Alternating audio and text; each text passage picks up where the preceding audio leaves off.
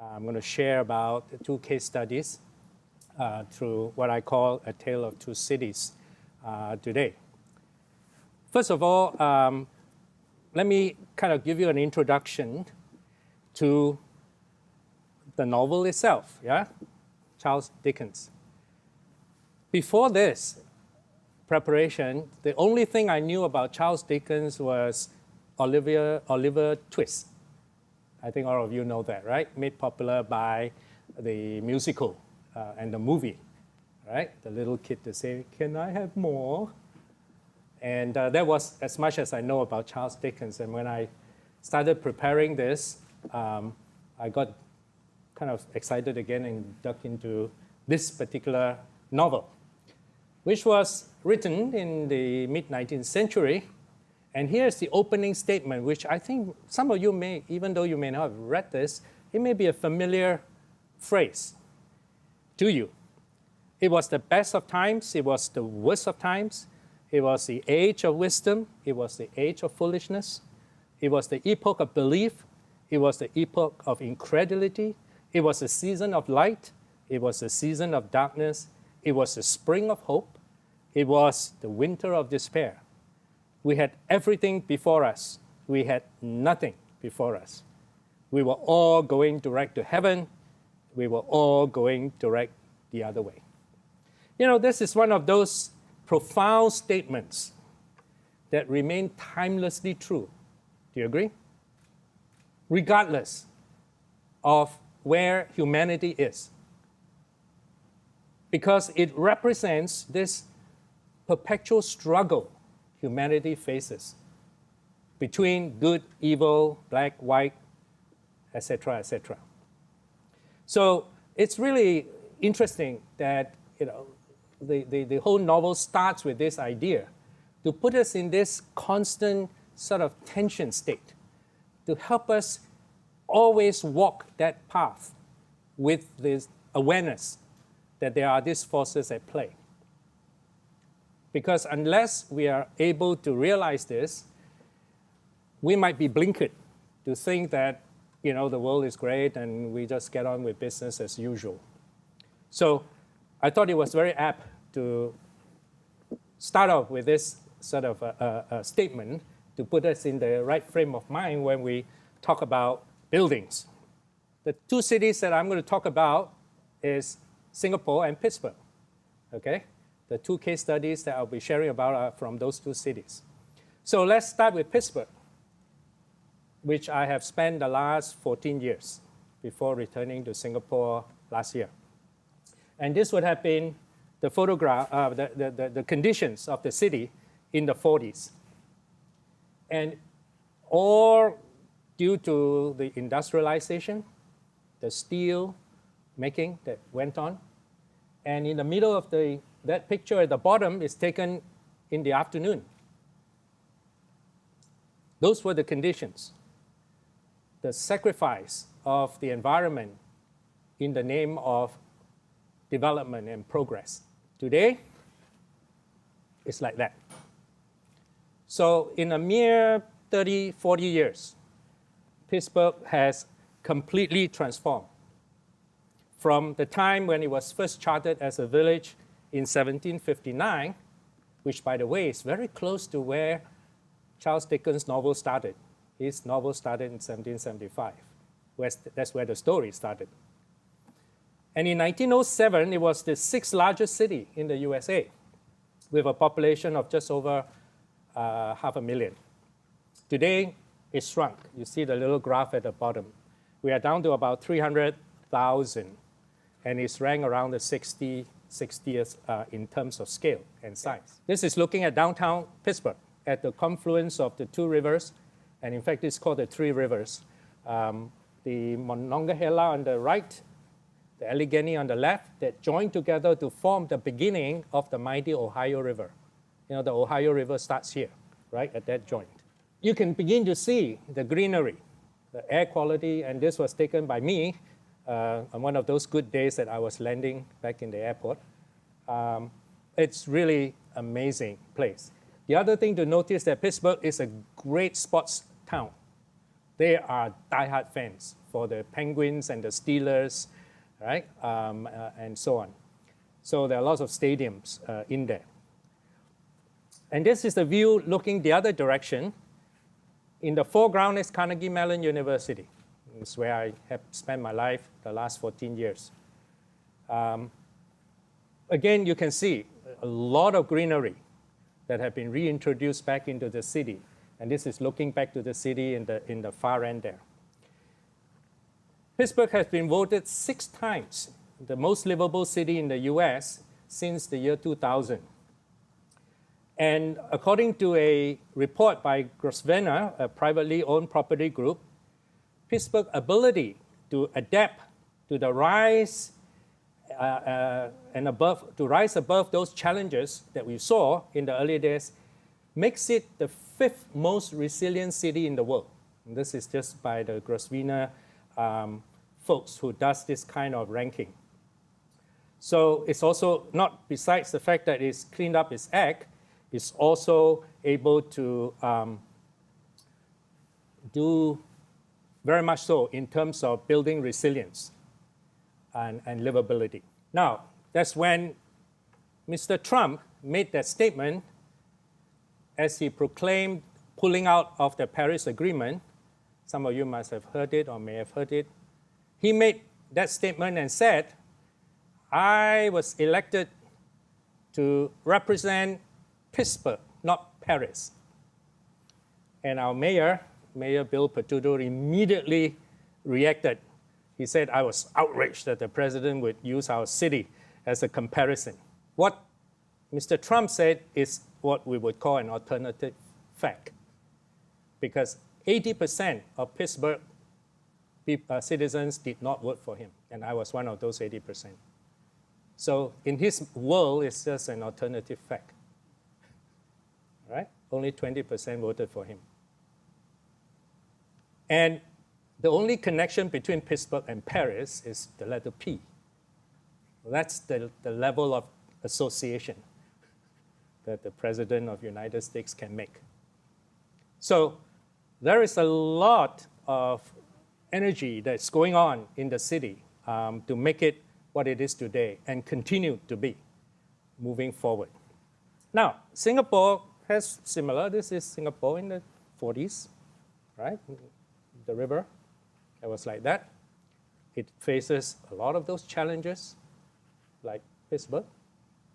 And within a short few decades, this is what we are able to enjoy today.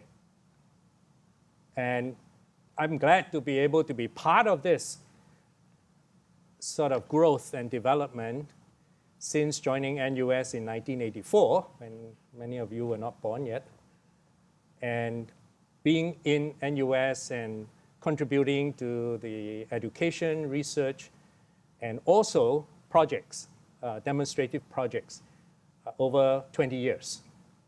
And the project you see, Clark Key, and many of you are familiar, was in fact one of those that me and my colleague, Prof Wong, many of you might know Prof Wong Yok Yen, worked on. And we were taking students out there, doing measurements, doing the simulation, and creating this, what we all regard as a tremendously successful urban renewal and urban intervention project, Clark Key.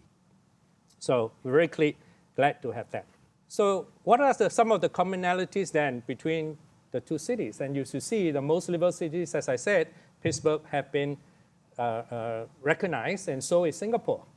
And you see both the names up there in the metropolis ranking, right? So there are a lot of similarities in that regard. Both have attained that kind of recognition as the world's most livable cities. And just 3 months ago when I was back in Pittsburgh, I saw this in the airport, which honestly surprised me, okay? Changi got their award, of course, why, very obvious. But I said, Pittsburgh, 2017 got that same award? Something is wrong here. And so I went and dig up the history and dig up the statistics, and guess what? The transformation of the Pittsburgh airport is amazingly significant. They had a 70% increase in the number of nonstop flights. In terms of the ridership, the population has gone very, very high. Even though the number of actual, is still nothing compared, we're talking about just a handful of a few million passengers compared to the 58.7 million in Changi, which soon will go to 80 and more when Terminal 4 opens, and unbelievably 140 million when Terminal 5 opens. It's just mind-boggling, those sort of numbers. So the point I want to make is that size is not the only thing.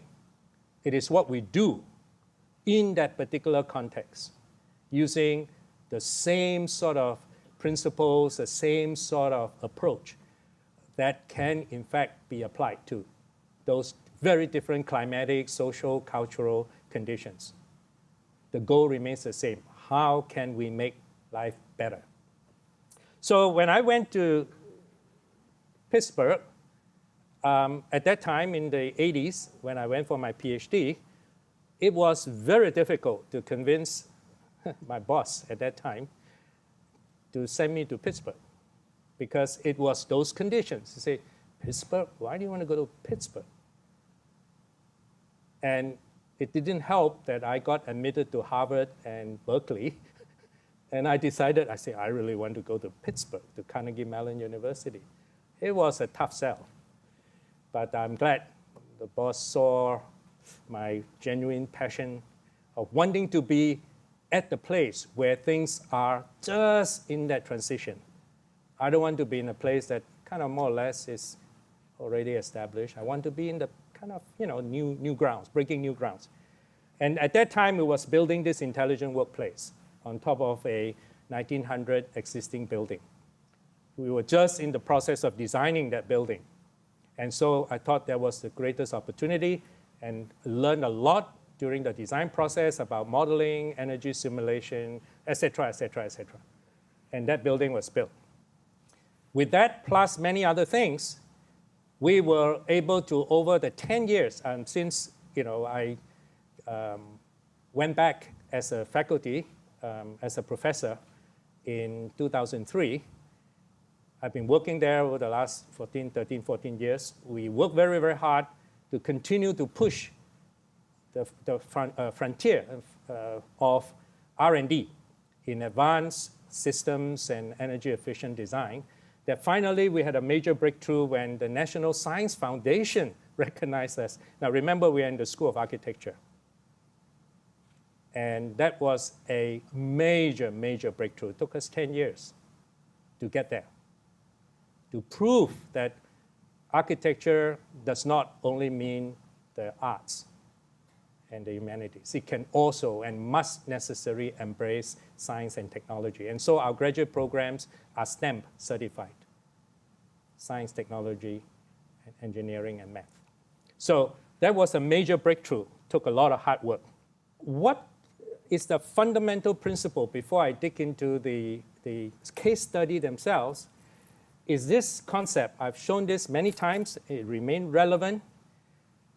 I firmly believe that our construction industry is really part and parcel of our genetic makeup. It has to be part of our genetic makeup, right? We know our genes and chromosomes made out of 4 elements. I put the 4 elements up there: architectural engineering, construction, and operation. Any missing element in this would mean that the entity or the industry is simply dysfunctional or disabled, right? I have a daughter who has a shortened gene, so I know, okay? So that has to be the fundamental sort of principle that we all should subscribe to, that we are all part of the genetic makeup of the industry. Should not be and cannot be divided.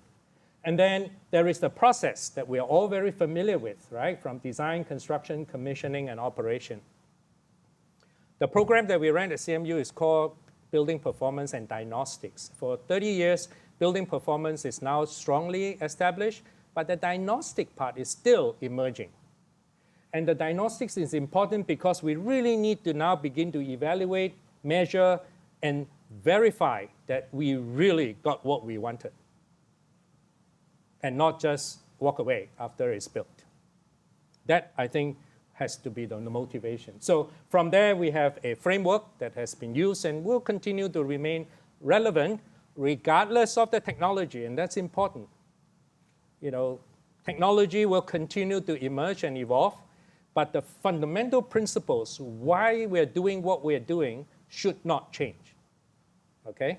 And the top right-hand corner are really what we should be all about, meeting the physiological, psychological, sociological, and economic needs.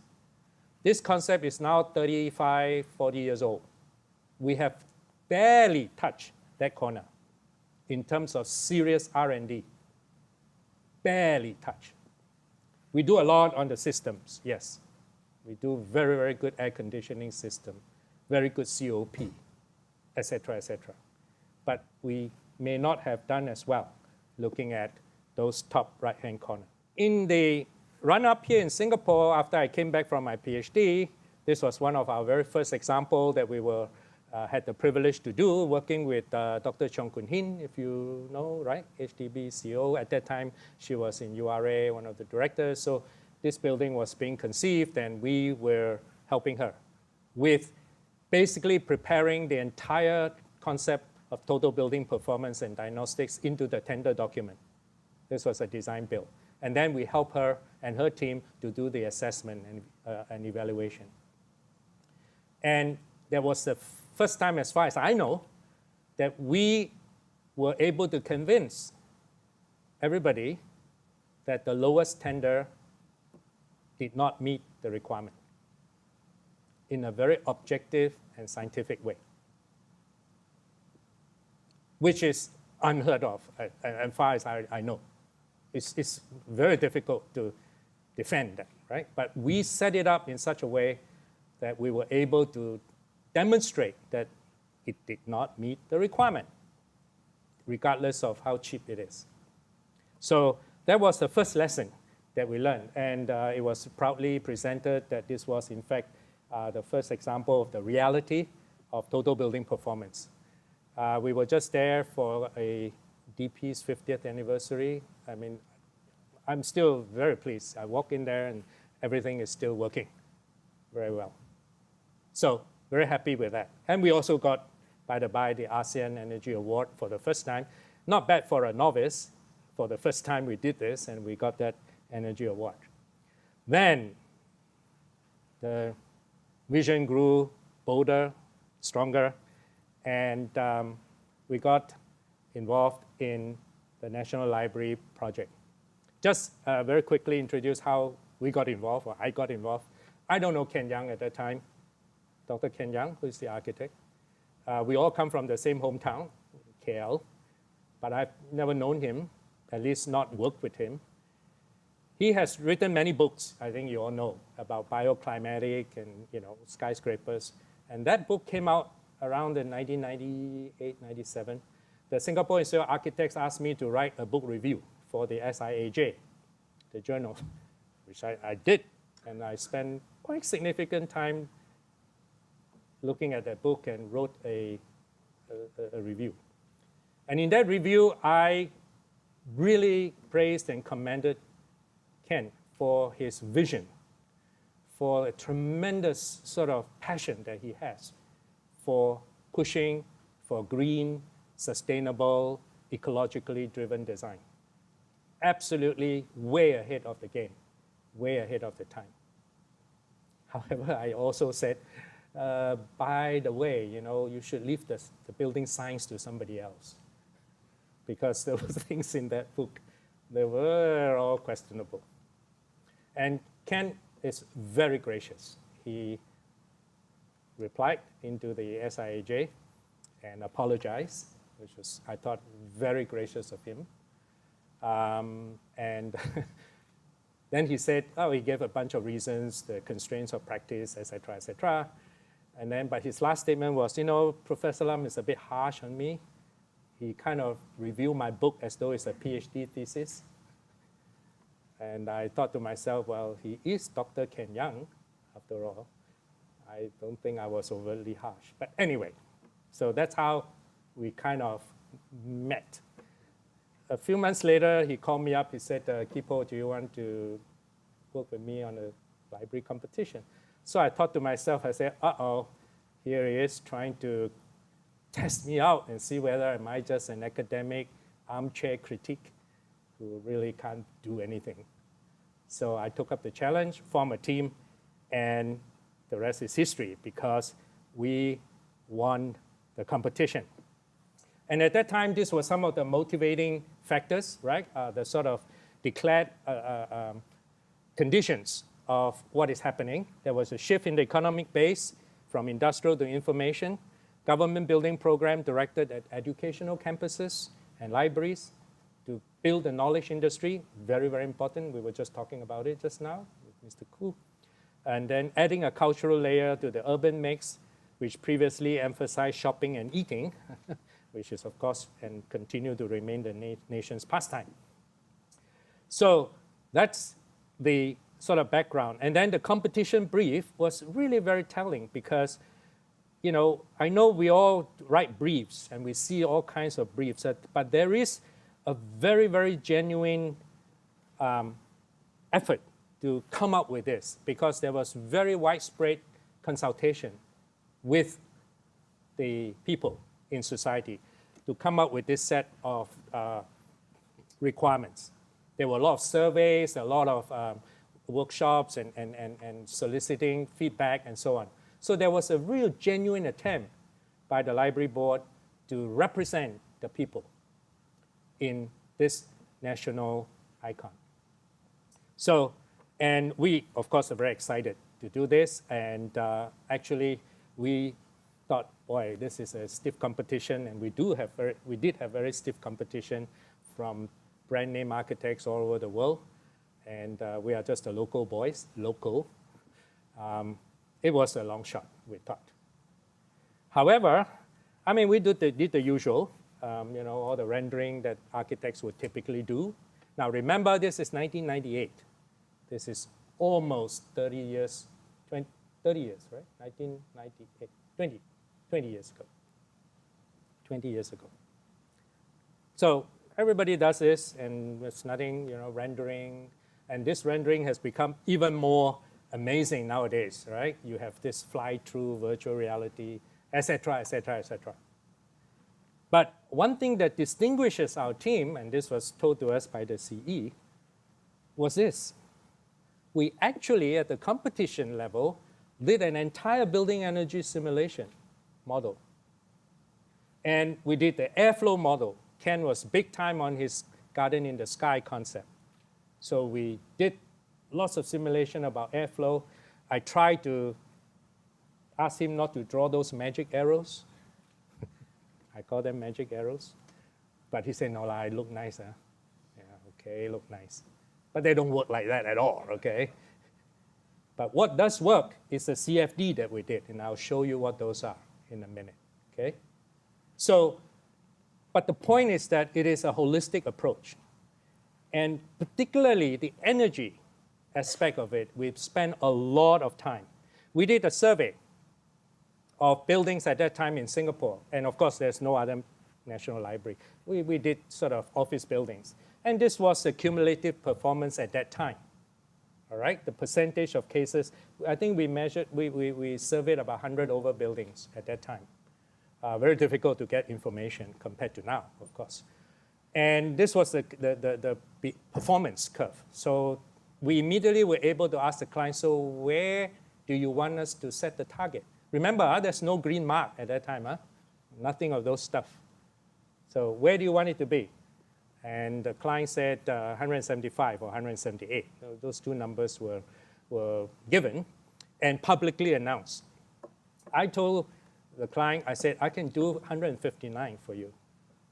He thought, I cannot be so precise. By the way, this is a 55,000 square meter building, mixed use. How can you be so precise? 159, I say, yes. I guarantee you plus minus 5%, I said. Very boastful. He said, well, better not tell the public this. Let's tell them 175.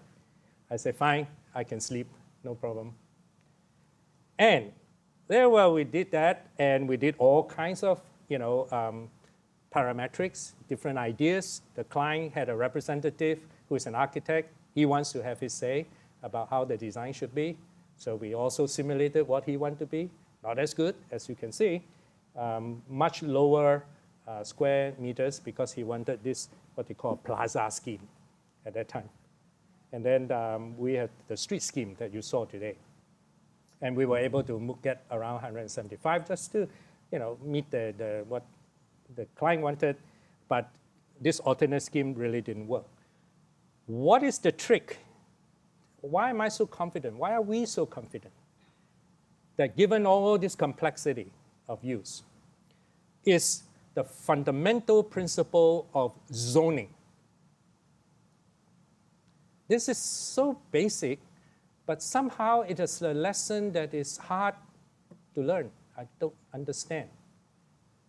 What zoning does to us is to recognize not only the physical location, but also the functionality of the spaces, what it is used for, and how it can be controlled or should be controlled separately from the other zones. A zone that is facing north, just by virtue of its orientation, will behave differently compared to something facing south, east, or west. In our case, it's east-west. So we did a model that had over 100, can't remember now, 180, 190 zones. Remember that time there were no fancy software. We were doing it literally, those of you. Anybody do energy simulation? You don't do. We literally had to type in the code. X equals, Y equals, Z equals, next to, and so on. It's all text. There was no graphic like we have today. But the principle of getting down to the details of zoning, because the zoning, as I said, differentiates its use and the way you want to operate the building and the way you can then separately control if and when necessary. Given the technology at the time, it was so tough to do, but we said it is important to do. We need to push the frontier. And that really is the trick. Until today, I don't care how sophisticated, how complicated your building is. And since then, I've done many, many other pretty complex, including hospitals and so on. Same principle works. Whether you're an architect or an engineer, this is the place where you meet and talk and understand the functionalities if you want your building to operate and function according to design. Hard work. You need to discuss, need to debate, and work with the client, work with the user. And the library board actually had a very, very good user base. They have all the committees that give very, very good feedback as to exactly how they envisage the place will work, how they use it, how they work, and so on. So that helps a lot. Then there is the CFD, and at that time, again, we don't have fancy computers, and some things just cannot be done like we can today, or at least in an affordable way. So we had to combine some physical modeling as well as computational modeling. So we understand the importance of surrounding, right?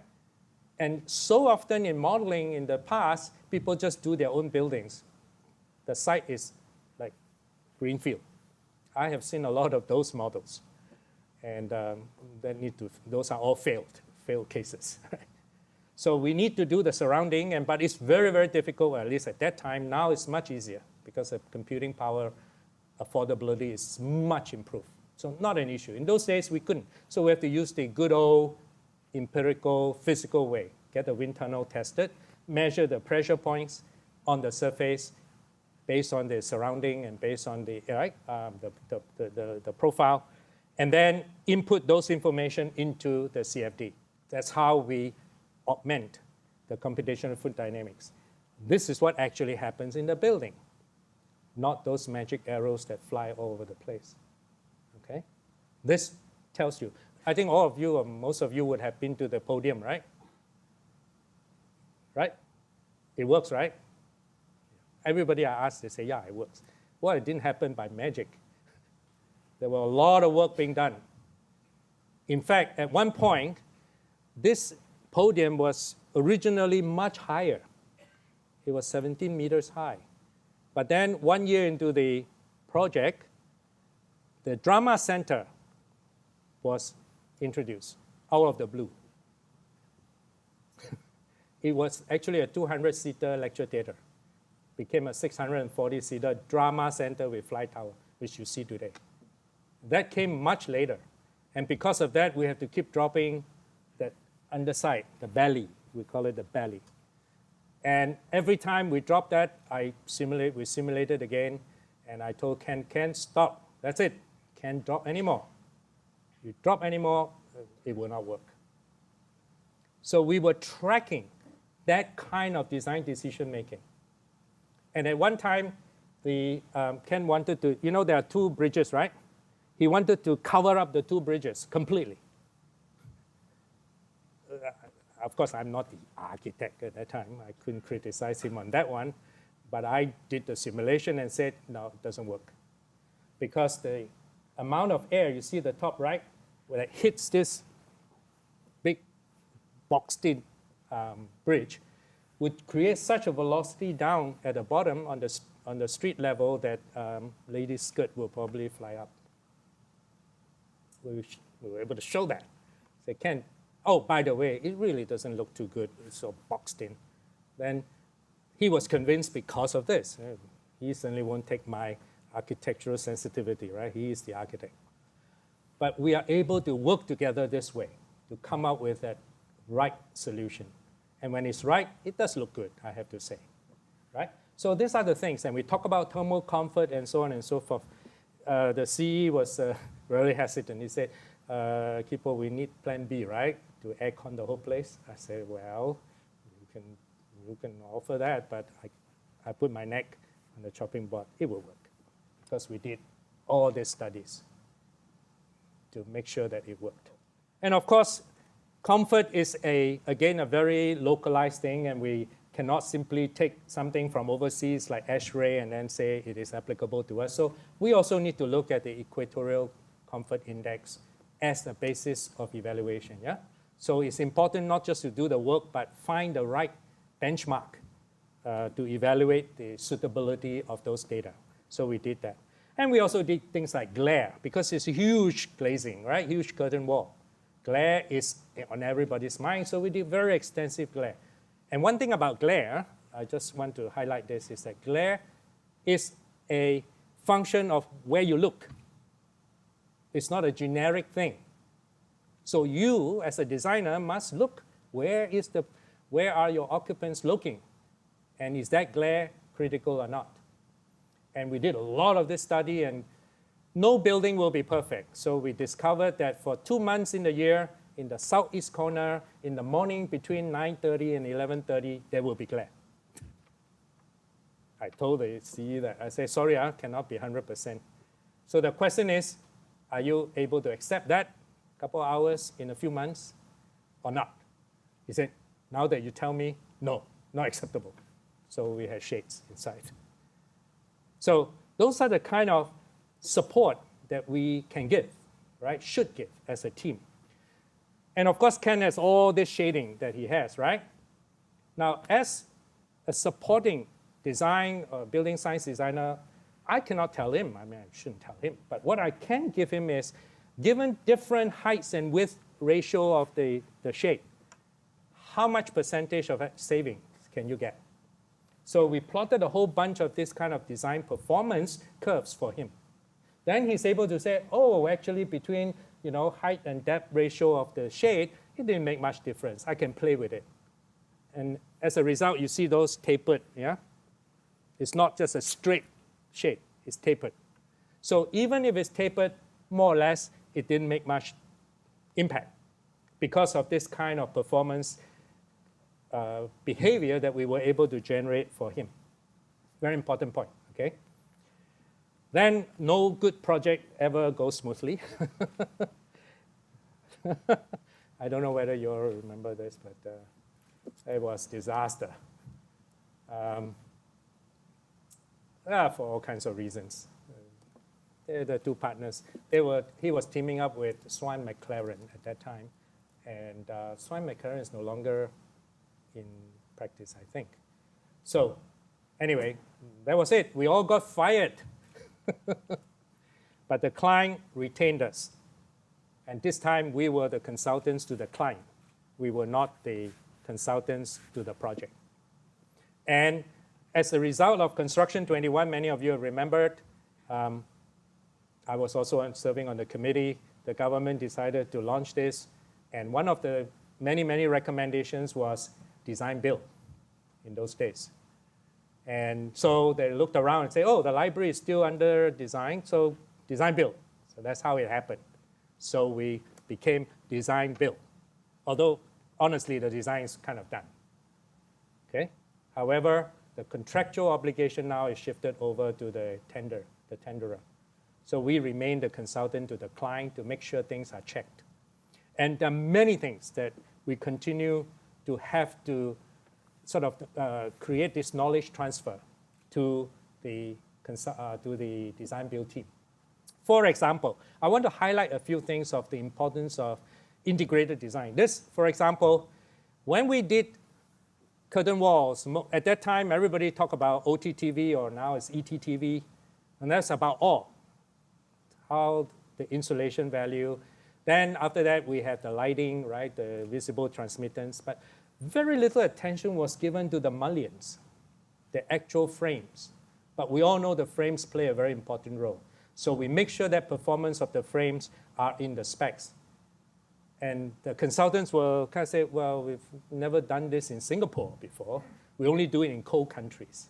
I say, well, there's no difference, just that our weather is upside down here. We have cold inside and hot outside, right? So same principles. So I said, you got to do this and prove that the mullions of the library curtain wall do not exceed 42 degrees Celsius at peak solar radiation. How to do that? I said, well, there are software that can do this. And so they did. It was so interesting. They didn't believe me. First time they simulated. He said, no, Professor Lam, it will never reach so high.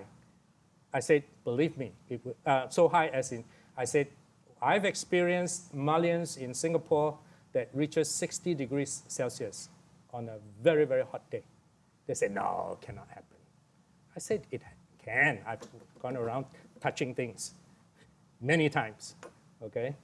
It can. And when they simulated the first time, we said, oh my God, it's true.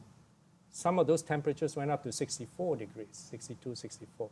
So I say, go back to the drawing board and make sure you meet my 42 degrees. They refused to do the thermal break. You know, in temperate climate, we do a thermal break in the mullions. They say, no, we don't do that in Singapore. I said, why? No, we just don't do it. That's it. I said, I don't care. This is a performance-based contract. You meet the performance. I don't care how you do it. You prove it to me that because that's contractual.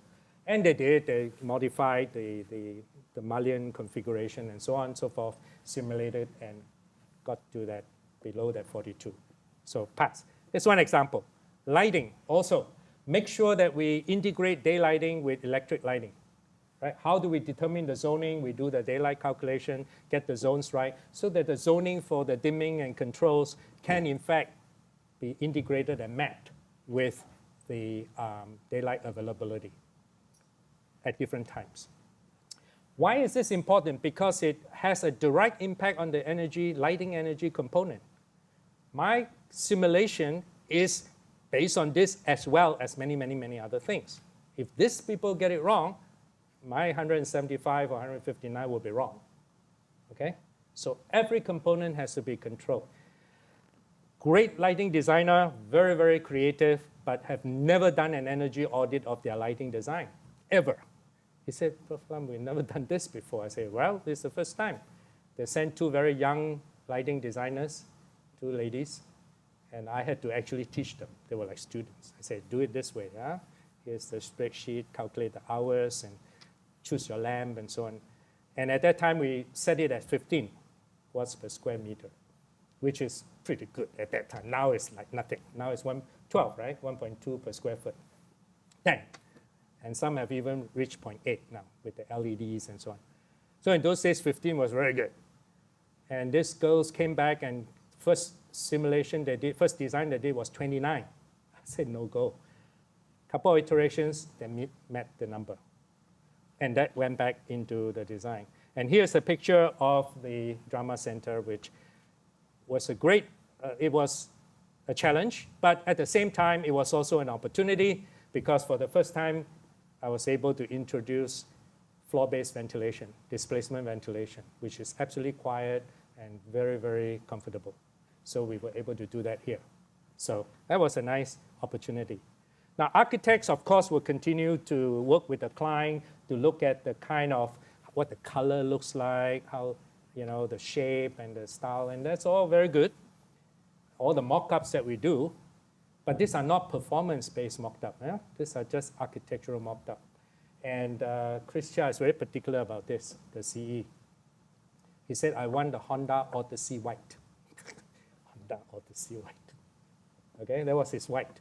No other white, that's the white. And so lots of discussion and so on and so forth, which is great. But we also at the same time had to make sure the performance, the total building performance work, acoustics, right? We all know the glass is good, maybe even the frame is good, but the joints are always the problem. So we had to put it to the lab, test it. You know, it didn't meet the requirement the first time, so they have to adapt and several rounds of testing, and finally they got the solution and it worked and everybody is happy. You see, it takes a big team of people collaboratively to do this, committed to quality. It's not just the architect, it's not just the engineer, it's not just the contractor. It takes a whole big group of people, all wanting to do the best thing for the project, okay? And, you know, we said, well, the shades are for the shades, but because they are so big, and we know Singapore rains like crazy, acoustics have become an issue. So we anticipated that because of the concept of total building performance. So we had to put sound attenuation material inside the shade. Now, generally, you wouldn't have thought about that, right? It's a shade, it's a shade. Why do we need sound? Well, because the rain is going to make a heck of a lot of noise, and the HDB on one side, Middle Road, and the hotel on the other side are going to complain like hell. So we put in acoustic absorbent materials and did testing. So doing jobs like that, not easy. I had to go there with my team midnight to do the testing in the Jurong, one of the Jurong shipyard warehouse, where everybody is sleeping. So it's quiet, we can test this. So we do that acoustic test in order to make sure it works. So there are a whole host of green technologies, okay, that have been put into the place, all adding to the final target of that energy target I talked about, as well as the other total building performance mandates, okay? And even right at the end, you know, the struggle to get the last piece in, the escalators, was a struggle because the contractor is constantly wanting to make changes. And the motivation is quite simple, to get more profit.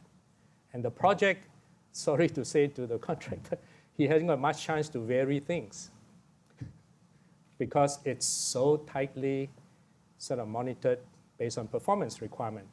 So you cannot really say, let's change this, let's change that, and spend all your variation, your variation costs. So he's desperate. This was the last thing. He complained to the CEO, to Chris Chia, saying Professor Lam is obstructing the project. He this and that and that and that, and many complaints. So Chris called me up, said, Khee Poh, what's happening? The contractor is complaining about you blocking everything and slowing down, and there was this escalator. He didn't want to put the variable speed drive. Would you believe? He wants to say constant drive. He didn't want to put the sensor. That would screw up my energy completely if that was not done. So I told Chris, I said, Chris, look, I don't want to argue anymore. This was towards the end of my time anyway. We've done a million things. And honestly, nobody knows, nobody cares. I'm talking about public. The one thing they will witness of, obviously, are your escalators. On opening day, I bet you the press will ask you the first question, are these escalators green? You better answer that. He said, point taken. So he told the contractor, do, as Prof Lam said. And guess what? On opening day, that was the first question. So they were like, wow. Anyway, so there's a lot of these images that you're all familiar with this. So remember, that was our target. This was the operational energy measure when the building was first TOP. The big peak, 2009, was when they were moving things into the library. The lift was being used constantly. And then it went down to 150. And then I took a group of people from US to all over the world to come and visit the building in 2012. It was operating at 157. I went to BCA and got these statistics, thanks to BCA, over the last few years. Okay? Still operating, in fact, below my 159. Okay? So, and we won all kinds of awards and so on and so forth. Pretty happy with this. And by the way, Chris is now a professor at our business school in NUS. And we just hired the QS of this job, Winston Howe. He retired, and we just hired him as our professor of practice in the Department of Building. So the team is back again. So any new projects, any new challenge? We are ready. So there are memories, of course, people always have this heart about the old. So we were able to bring some of the bricks. There was some controversy, I think you remember. People say, please don't tear down this thing, and this, the heartbeat of the nation and so on. People donated the bricks, etc. Understand all that, but on the other hand, we still need to make some sacrifice in progress. So we moved the bricks to the basement. So these are the original bricks on the top right-hand corner. And PM Lee was, for the first time in the history of Singapore, where the National Day message was delivered outside of the Istana. Now it's very common. He just did it in Marina, in the Bay, right? So that was the first time it got out of the Istana, where he gave the talk. And so we got a thumbs up. And we had a dream team. These are all my colleagues in the school. We have architects, engineers. Mr. Tay Kem Jin, he's the fire chief. He wrote the fire code for Singapore at that time. And structural engineer, and Jim Harrison was the disabled. He designed for disabled. So it's an amazing team that we had to do this, okay? Now it's 5 o'clock. It's 1 hour. We're supposed to finish at 5:30, but I will quickly go through the second project, which is much shorter because it's much smaller. This is 55,000 square meters. The other one is only 2,000 square meters. So, but the important thing is, and this is the Phipps Conservatory in Pittsburgh, which is about 5 minutes walk from Carnegie Mellon University.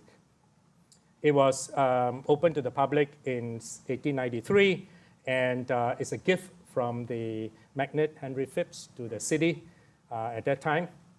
And over the times, Phipps was passed over to the city government to run, and then now the city government has established the Phipps Conservatory as a kind of non-profit organization to run and administer the center. So the development, the original, as I said, started in 1893 and is undergone a number of upgrades and additions. And for example, in 2003, the expansion project began. The Welcome Center, this was built as the first phase of the expansion, and then completed in 2005. This is the original. And then this whole upgrade of their sort of preparation facilities, as well as this multi-purpose conservatory, what they call the Tropical Forest Conservatory, was completed in 2006. And then came this, the Center for Sustainable Landscape, which is the phase 3 that I will talk about very briefly moving forward. And that was just opened very, very recently, recently in 2012. And that was the subject of a research and development that I had I was able to do with my PhD students over the last 5 years. We got a grant from the National Science Foundation, a $2 million grant to work on this project together with a client. And this building has won practically every award in the United States that has to do with green and sustainability. It is a net zero energy building. It is a living building challenge. I don't know if you know about living building challenge. I won't have time to elaborate. Basically, that encompasses a lot more than just green buildings, right? And then it has sites, which has to do with the way sites are conserved and used.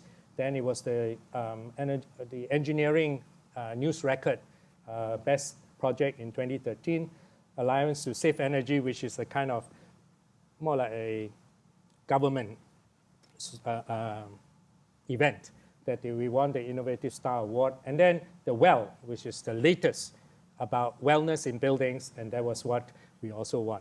So we did the usual, all the principles that I talk about equally apply to this project. We did all the zoning, but now we have a much more sophisticated software, much more sophisticated and much faster, that now instead of doing 10 runs, 20 runs, I typically now ask my student to do 1,000 runs, just to get down to the accuracy, okay?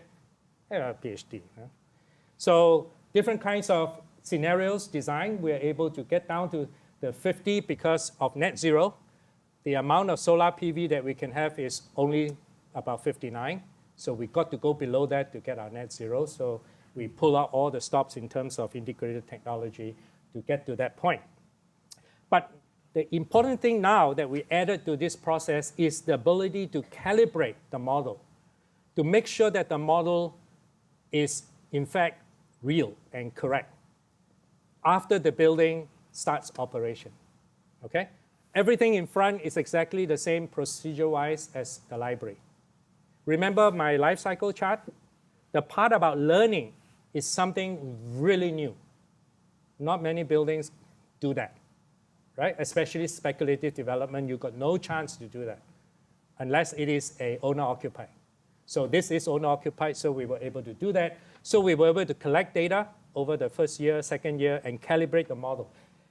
It's a little bit overwhelming, but this is all kind of technical stuff. We basically calibrate the model based on the weather, real weather that is happening with the weather station feeding that. We calibrate the occupancy, very important, because whatever you think is the occupancy is never correct, never. No building you can ever predict because it's dynamic, it's changing. So you've got to monitor this in real time as well. And then comes the lighting and equipment. Now, you may think you've already applied it, but how people use it and control it is something that you may not know or may not be available control. So that's the other thing. And finally, your air conditioning, yeah? So we calibrate all this based on measured information, a very complex, sophisticated system. The thing that we discover, and this is something that we all must pay attention, that even as our buildings become much more energy efficient in terms of the HVAC, air conditioning, and so on, the plug loads are going up sky high. We got to pay very close attention. We are charging our iPhones, our iPads, our Fitbits, and God knows whatever. Instead of one monitor, we have 3 now, typically, right? And then we have all kinds of hard drive and so on and so forth. That is causing the issue now. How are we going to predict this? This is very hard. It's very difficult to predict this, but we got to do more research. So we did research on occupancy, and this was one of the many things we did as a research project, and we engaged the users, and we used Fitbit, we used all kinds of metering, monitoring. And guess what? The actual occupancy is the blue line, see? The yellow is what we use to predict the energy.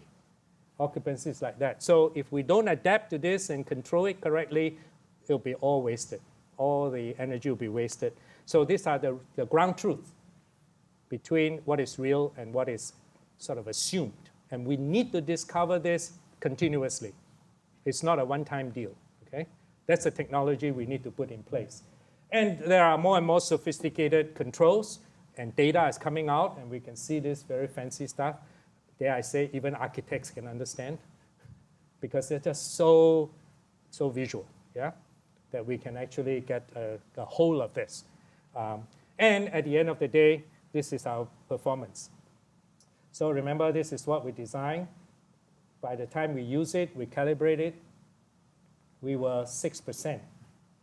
And by the time, when we actually compare the proposed design model case with this, we were within 6% accuracy. And after we calibrate based on real use, we are down to 1.27%. So our model is 1.27% accurate based on 2-3 years of real energy use now. Okay? And I have another PhD student continuing this work. So when the Department of Energy did a survey of industry, this was what they said. Well, current estimate without calibration, we can aim for 30%. That's what they said, asking the industry folks. And then by 2020, without calibration, we might be able to get 15%, 10%. This is their target. And they cited me at the bottom and say, Professor Lam say we can do it for 5%. Well, it takes a lot of effort. It takes teamwork. But the fact is, it can be done. And the details, the devil is always in the details. I made that point. So following through construction, making sure that what you design is what is built and not substituted away or shortcut away, is all part and parcel of that story. And so at the end of the day, this is what it looks like. Everybody's happy, high level of satisfaction of the occupant. Met is net zero continuously. President Obama used it to host the G20 in 2009. Obama is very proud of Pittsburgh, by the way. And hosted that. That year, Singapore was not invited. The year after, Singapore was invited to join the G20. And since then, Singapore had gone 2011, 2013, 2017. So all right, where's the future going? So here in the tropics, we are doing the same. And that's one of the many reasons I'm back. Because it's a very different challenge how to do this in the hot, humid tropics. So we're working very, very hard. The construction site is next to my office. I'm literally living on the construction site right now, engaging with everybody practically every week to get it right. And at the end of the day, we hope it will serve our students and motivate and inspire them over the next 50 years. That's our mission, right? So the next thing is really about wellness and green. We got to couple the two, because for too long, we have really neglected, as I said, the human dimension, the physiological, psychological, and so on. We've so been enamored with the economic side. It's about time. And it is so good that now there is, in fact, an International Well-Being Institute that have spent $50 million over the last 7 years doing research with the Mayo Clinic in a very serious way about health of occupants in buildings. Those of us who have been talking about this for years and years, doing surveys, didn't really make much dent, although we have anecdotal stories about the benefits of healthy and green buildings. It's a hard sell. But now we have scientific evidence that we should be able to do that. And this is, in fact, been launched. And as you know, we signed an MOU. You may not know. NUSSD signed an MOU with Deloitte, as well as the International Well-Being Institute, to further push R&D in this regard. And end of the month, I'll be there to meet with their CEO and their chairman. By the way, the CEO of the IWPI is, in fact, the founder of LEED, the US Green Building Council, Rick Fedisi. He retired, but they pulled him back out to serve, which is great. He will be able to marry the two. So looking forward to this, and you're all welcome to participate in this. And here is the final statement from the novel. Back to the Tale of Two Cities. I see a beautiful city and the brilliant people rising from the abyss, and in their struggles to be truly free, in their triumphs and defeats, through long years to come, I see the evil of this time and the precious time of which this is the natural birth, gradually making expiation for itself and wearing out. Better times are coming. And this is Sidney Carton, the guy in the novel, who lost the girlfriend to Danae, but at the same time, he was willing to sacrifice himself, so that Danae can go back and be with his wife. So there was a kind of a redemption story underneath this whole thing. Ultimate sacrifice for the better of the future. So there we are. And very, very pleased to be able to do this too. I'm looking forward, beyond our next net zero, looking forward to this well and green opportunities here in Singapore, working with all the various stakeholders to push Singapore along. Okay, thank you very much.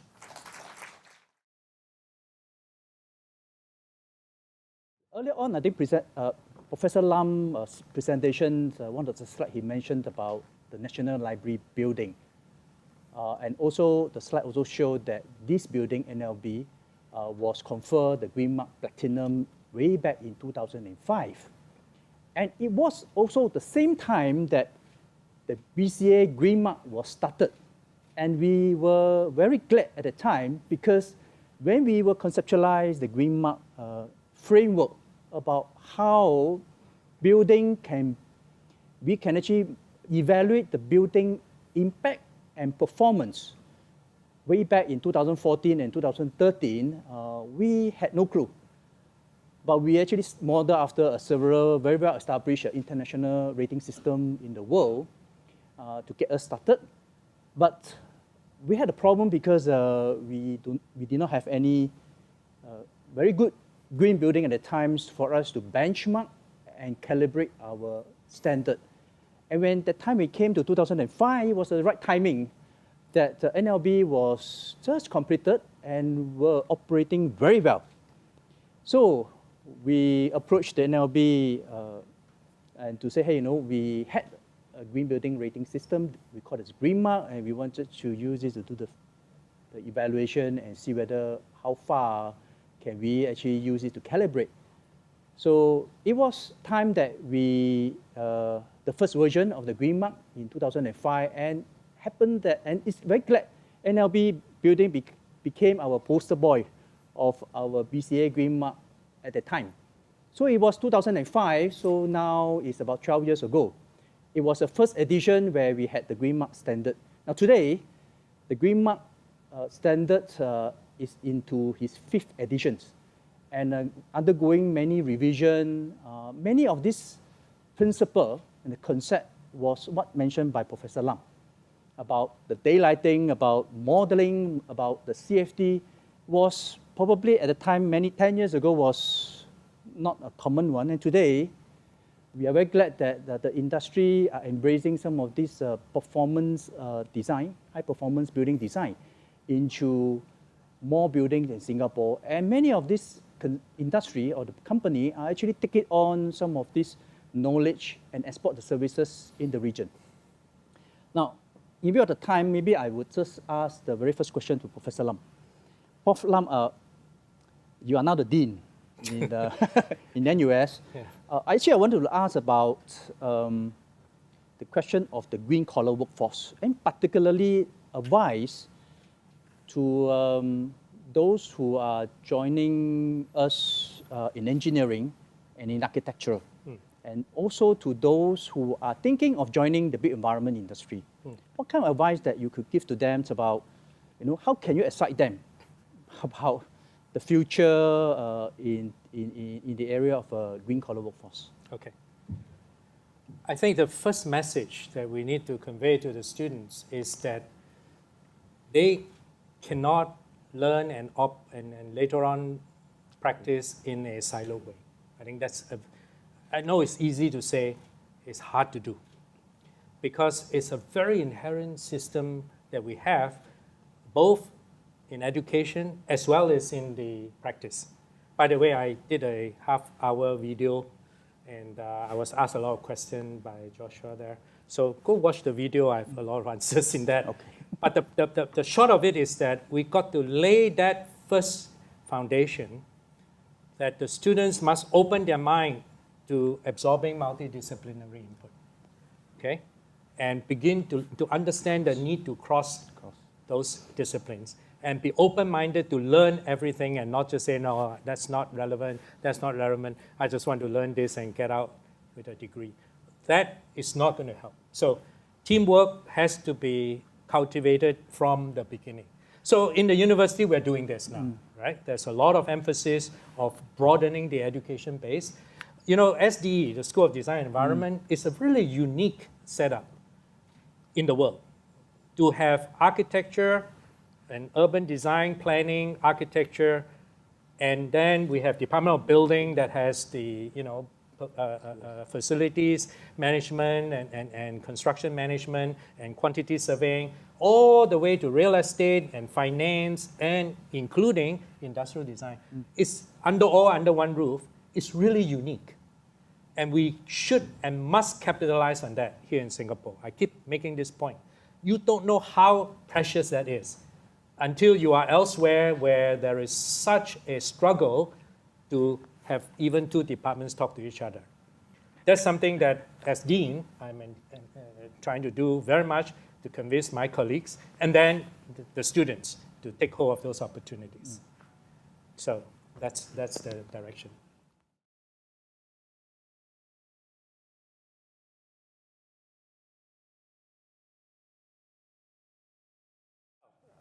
You know, regardless of how you want to label this sort of energy state, I call it, the first common principle must necessarily be reduction of consumption.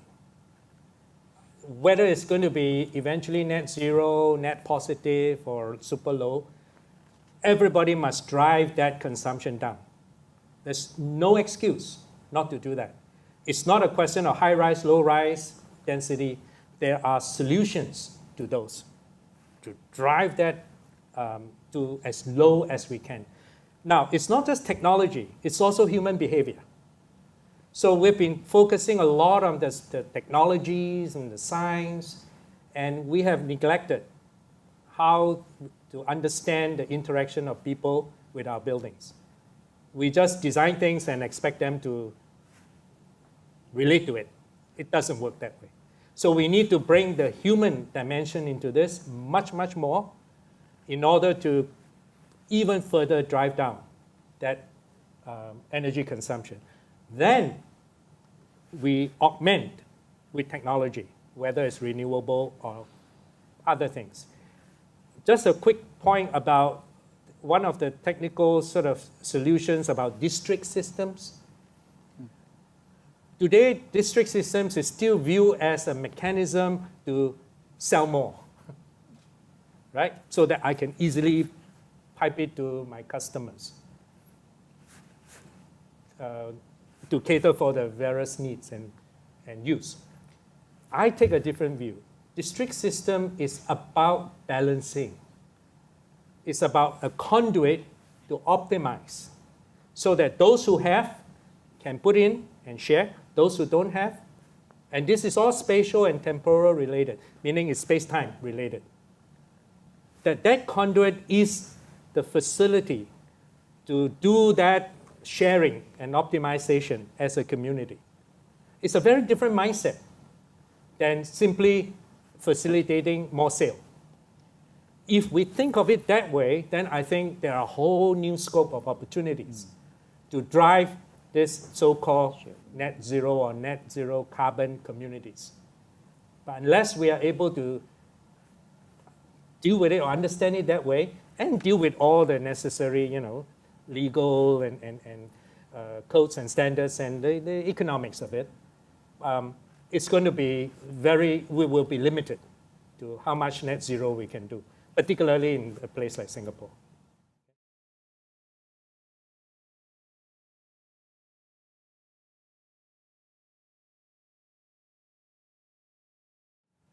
Okay, well, thank you for your compliment. If I understand your question is, how can we introduce more greenery into the building and the surrounding, am I right? One aspect. what else do I want to do differently? Yeah. I see. Even better. Okay. Better. Yeah. Yeah. Okay.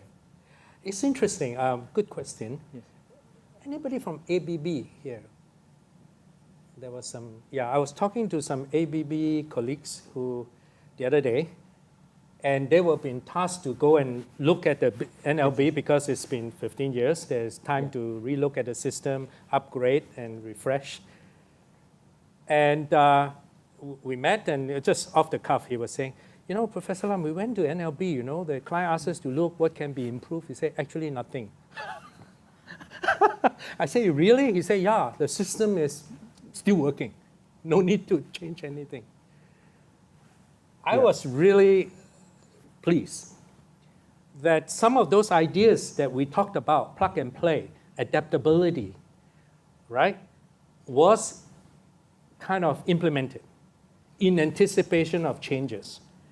And to have a third party tell me this literally just 2 weeks ago, I was so really warm-hearted. I was really warm about that. Of course, every building will continue to evolve and merge. What else can we do better? Or, you know, you might realize that there are some triple volume spaces now that is inside NLB, very grand, very nice. That's not the intent, you know. The intent is for future expansion. So the structure is made such that later on, if you do need more floors, you can just take out the facade where it is, put in some steel beams, and voila, deck it, and you have extra floors. It was also one of those very forward-looking ideas with the CE, because you know there's height control, 100 meters. And we could have built, whatever, 10 stories, 12 stories, and then say future expansion. That is normally the way. But the CE actually were very say, no. Let's max the cover and then leave room for future extension so that to minimize disruption later on. What a great foresight. So even that has been looked into in terms of that situation. The water system is there. They do have a water recycling. So what else can be done better? Maybe, you know, I think the lighting obviously could continue to do better in terms of energy saving with the new lighting, LED, better controls, you know. Just interestingly, the early design of the lighting was in the triple volume space. They shine it right down, and they needed 500 lux on the table. And that chewed up tons of energy. And I asked the lighting designer, I say, why do you need to use that light to shine on your table? Can't we use a desk light? You know, library has desk lights, right? So, oh yeah. So save a lot of energy, and user can control. So I have to say I'm hard pushed to say what else can be upgraded. There are garden in the sky, you know, albeit it's always going to be, and I do see people sitting out there. So it's hard pushed to say what else can be done. Other than perhaps more smarter control. I would like to, maybe, I would like to say go continue to monitor it, optimize the use, and meet the user requirements. As I've said, calibrate the model. Now that part we can do. And if there's funding, we would love to do that. Probably I chip in here. It is a very interesting question about what can you do more in NLB. I think what Professor Lam mentioned here is during the design 20 years ago, the team actually really future-proof some of the things. And in fact, today, if you try to compare and benchmark to the current, the green mark framework as a means to say, you know, what more can you do, that probably that can able to find out, okay, maybe some of these are incremental. For example, the lighting at the time 20 years ago was, LED was not the common one. So probably, you know, you could have do this kind of incremental change on using a smart LED that allowed you to change the intensity. Actually, another area that at the time probably is not the time there was the air conditioning, the chiller system. At the time was, 20 years ago, the technology and versus today, that you are able to vary your tons as well as the more variable fans and so on. Today, I'm glad that today our aircon standard are one of the world best because of the learning that we have done and seeing some of the area for improvement in some of the buildings that we have come across. We are setting easily 0.7, 0.6 total kilowatt per ton today, total, so the water side. And today we are also introducing the air side as well. So some of these probably are very incremental, but it's quite essential where looking at the best at the time and how can we improve over the best of the best. And this is something that we need to work very closely with the industry and to continue to learn. And hopefully one day we will be having a net energy building for medium rise, where the SDE building is building. Maybe for high rise, a super low energy, how do we actually able to drive down the energy consumption as low as you can while maintaining the comfort that everybody is enjoying.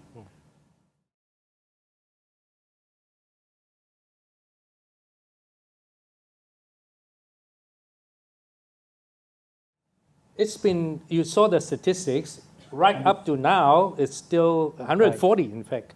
And the folks there who are operating the building, whom I know very well, from time to time I check in with them. I said, how's it doing? He said, great. And one of the many strategies that we had anticipated, because we can never, as I said, predict what people will do, how many and so on. You have to provide for that flexibility.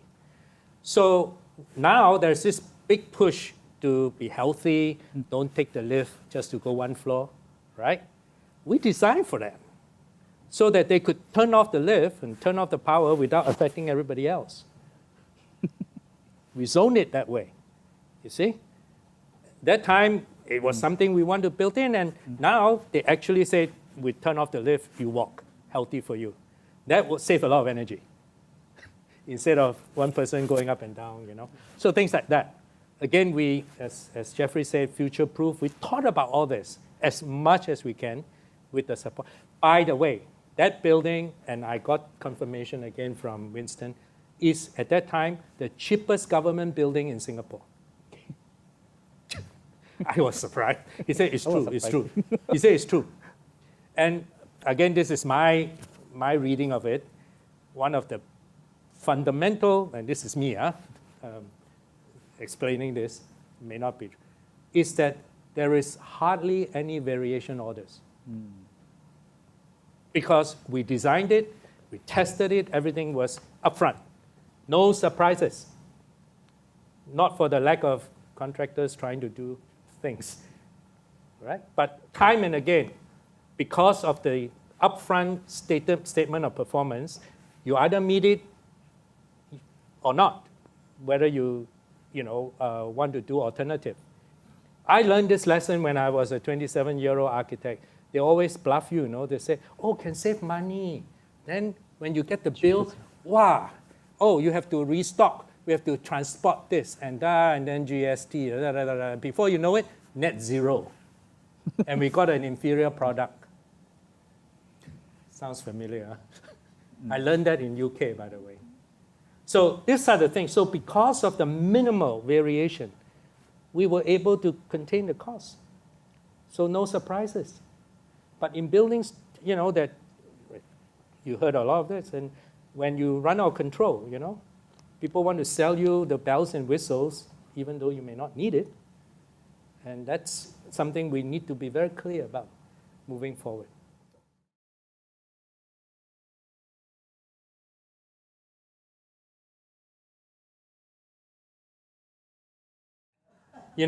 At that time, the most futuristic thing, and this is, based on Dr. Chris Chia's, was this book loan checking system.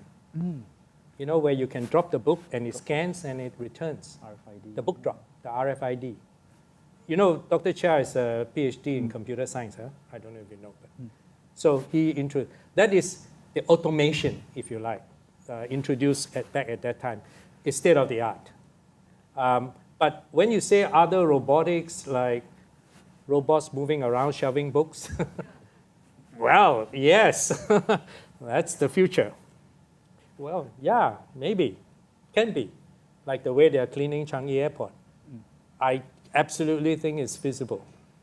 But yeah, so yes, I look forward to those days, yeah. Absolutely, absolutely adaptable, yeah, no question. Okay. Can I say a final closing if this is last? Yeah. I've enjoyed working with the team. I've always enjoyed working with the team because the results are one thing, but the friendship and the team spirit is something that I always cherish, point number one. Point number two, what is sustainability? We all say sustainability is what we do for the future generation, right? I learned this from my grandfather who came from China and Malaysia, and he introduced when I was a little kid how to do things well and how to do things that last. And he would proudly show me his projects as a little kid. The proudest thing that I can say today that I can show NLB to my grandson and granddaughter. They came and visited last Christmas, and they absolutely enjoyed it. So to me, that's what it's all about, sustainability, knowing that we are leaving something for the next generation.